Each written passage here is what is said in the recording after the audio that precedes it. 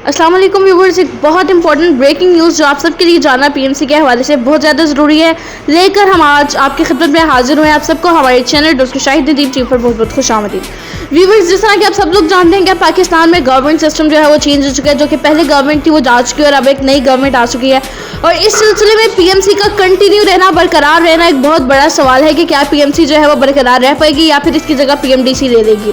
इस हवाले से पार्लियामेंट जॉइंट सेशन अडॉप्ट किया गया जिसमें 3 FATF बिल्स जो है वो अमेंडेड के तौर पे उन्होंने पेश किए हैं। उन 3 बिल्स में डिफरेंट तरह की उन्होंने सजेशंस दिए हैं कि अगर जो है नई गवर्नमेंट आ गई है तो अगर हमने पीएमडीसी को लाना है तो उसके लिए क्या स्ट्रैटेजीज होंगी, या फिर अगर पीएमसी को ही कंटिन्यू रखना है तो उसके लिए क्या स्ट्रैटेजीज होंगी। तमाम स्ट्रैटेजीज जो है वो जानने के लिए हमारी वीडियो मुकम्मल देखिएगा और हम आपको बता रहे हैं कि क्या क्या स्ट्रैटेजीज जो है वो इस हवाले से उठाई जा सकती हैं। इस टाइम आप लोग अपनी स्क्रीन पर एक बिल देख सकते हैं। ये बिल जो है पेश किया गया है कौमी असम्बली में इस हवाले से पीएमसी की जानिब से कि पीएमसी को अगर हमने कंटिन्यू रखना है तो उसकी क्या क्या लाया अमल है और क्या क्या प्रोसेस या प्रोसीजर से हमें गुजरना पड़ेगा और किन किन चीज़ में अमेंडमेंट जो है वो बहुत ज़्यादा ज़रूरी है अगर हम पीएमसी को जो है वो कंटिन्यू रखते हैं।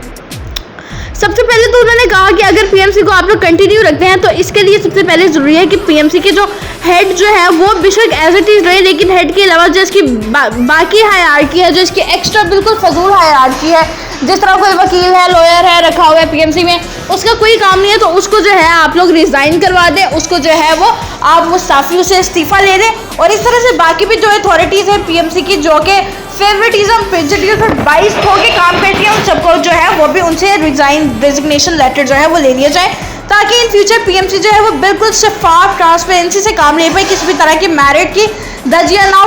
उड़ाए या किसी भी तरह से फेवरेटिज्म से काम ना ले। इसके बाद आपको मजीद बताते चलें कि पीएमसी ने ये कहा कि 5 other bills including 2 about PMDC also pass, 5 other दूसरे बिल जो है वो भी पास हुए हैं, जो जिनमें से 2 बिल जो है वो पीएमडीसी के जो है वो भी पास हुए हैं। इस्लामाबाद में पार्लियामेंट का इजलास हुआ था वेडनेसडे को, जिसमें बात जो थी ये भी याद करवाई गई थी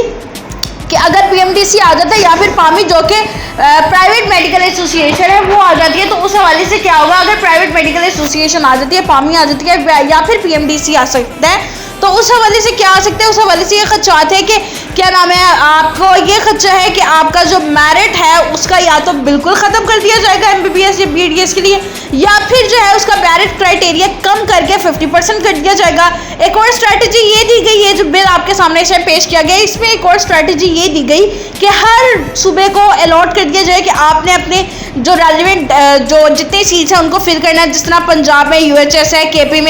KPK में कोई और है और इस तरह से बाकी में कोई और है। तो ये थी हमारी तरफ से आज की वीडियो, उम्मीद करते हैं आपको पसंद आई। शुक्रिया।